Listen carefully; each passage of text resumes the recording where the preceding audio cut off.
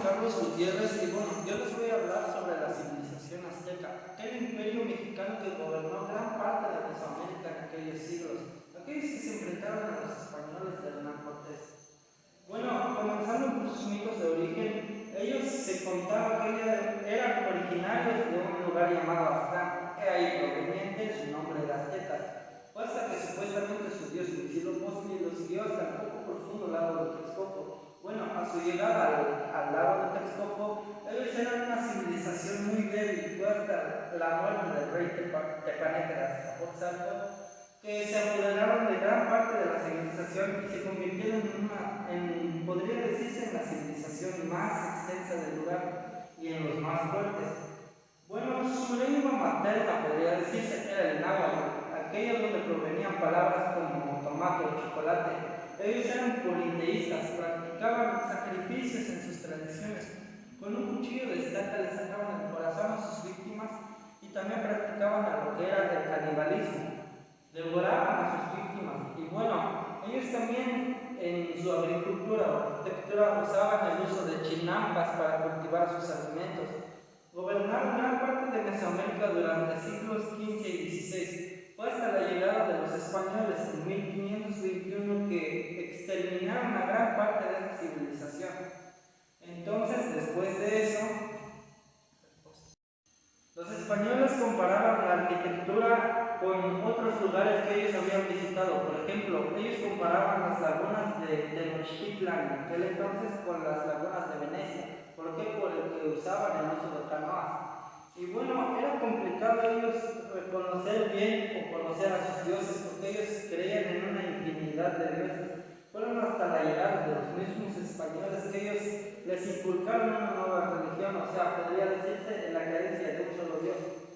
Y bueno, a mí me pareció muy interesante este tema porque ha sido hincapié, o bueno, ha sido de gran relevancia para muchos historiadores, a lo que fue en aquel entonces una civilización que representó y luchó para nosotros, podría decirse. Y bueno, eso sería todo. Gracias. Mi nombre es Bechabami Taíba Argentino. Yo les voy a contar sobre la conquista española. Cómo fue la llegada de Hernán Cortés junto con unos aliados españoles que llegaron al Imperio Azteca para conquistarla y colonizarla.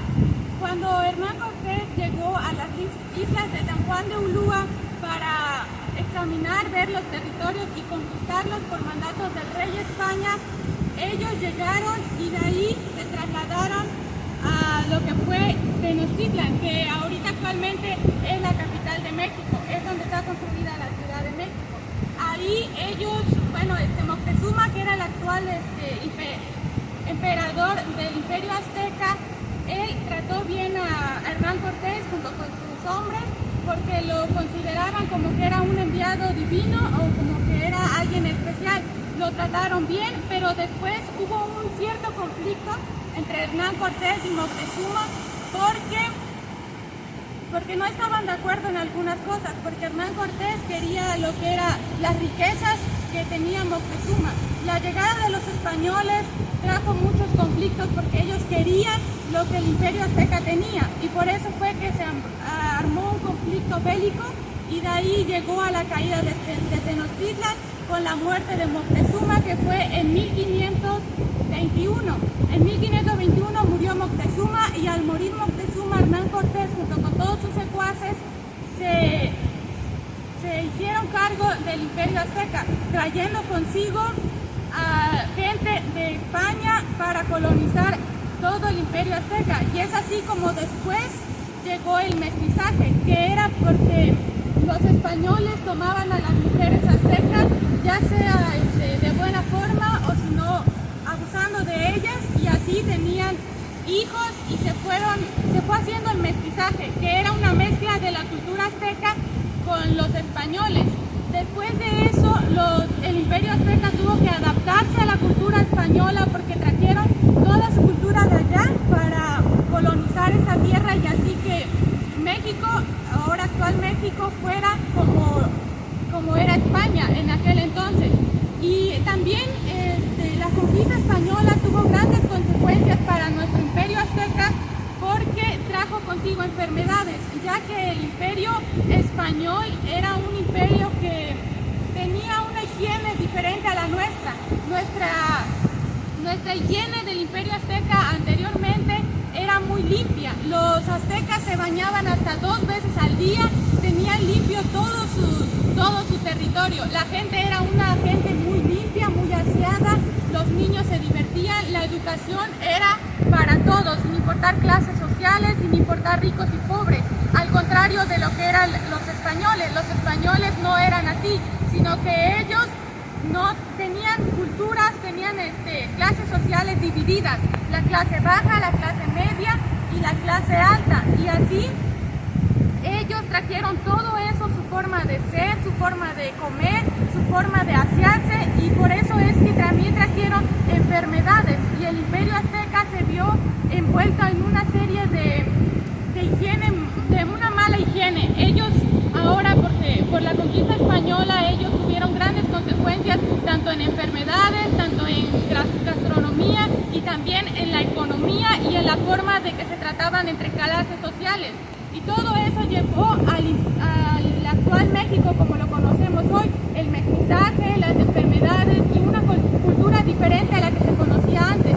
Ahora actualmente pues nos tenemos, ya es una cultura ya adaptada y de acuerdo al mestizaje cultural que ahora vemos, es lo que ahora ya llamamos la Nueva Tenochtitlan o México. Y eso sería todo lo que fue la conquista española. Les agradezco. Hola, mi nombre es José Santiago Pérez y en esta ocasión hablaremos sobre la independencia de México. Hablaremos sobre uno de los principales activistas de esta independencia, tal fue como Miguel Hidalgo de Costilla, que fue uno de los principales activistas en la lucha de los derechos de los indígenas. ¿Y a qué me refiero con esto? Miguel Hidalgo de Costilla fue un cura del pueblo de Dolores Hidalgo, donde él fue uno de los principales en los que organizó a toda la población de Dolores y encabezados por la corregidora, pues, como José Jorge Godínez, y unos cuantos generales que estaban en contra del ejército español, se organizaron para así iniciar la independencia de México. El 16 de septiembre de 1810, denominada como el Grito de Dolores, en la madrugada, en las campanas del pueblo, en la iglesia, Miguel Hidalgo de Costilla dio inicio a la independencia de México. ¿Y por qué hubo esta independencia? Se preguntarán. Y bueno, más que nada surgió porque los españoles y los nativos que anteriormente eran los que mandaban en este país, como eran los indígenas, se tenían desigualdades, y que los españoles eran más, digamos que estaban en otra escala social, y los indígenas les tomaba un ser a la izquierda, ¿no? Como que no tenían derechos, que no importaban y que no tenían nada que ver como los españoles, ¿no? Los españoles eran otra, digamos que era otra sociedad que ya estaba un poquito más avanzada, sabía más que los españoles, ¿no? Y los españoles vinieron a impartir a México diferentes tipos, ¿no? Como es la religión y otros tipos de cosas que son europeas, ¿no? Y a través de eso México fue eliminando las creencias de todos los indígenas, como los mexicas y las culturas mayas y diferentes tipos de sociedades indígenas, ¿no? Y de esta forma fue en que los principales activistas, como fueron Miguel Hidalgo de Costilla y los antes mencionados, iniciaron esta revuelta para por fin luchar contra el Imperio Español, ¿no? Derrocarlo del mandato y así a México tener una sociedad ya más liberal, ¿no? Que ya fuera una nación como tal.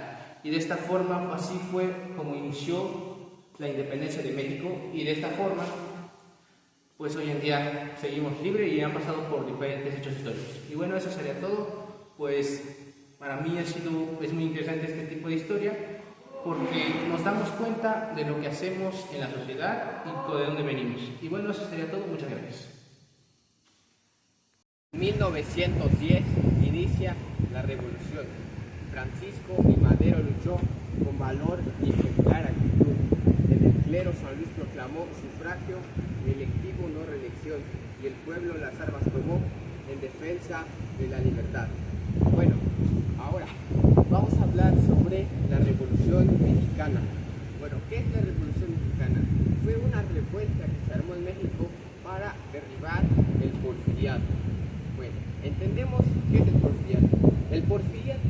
es nada más y nada menos que el periodo de gobernación de un presidente llamado Porfirio Díaz.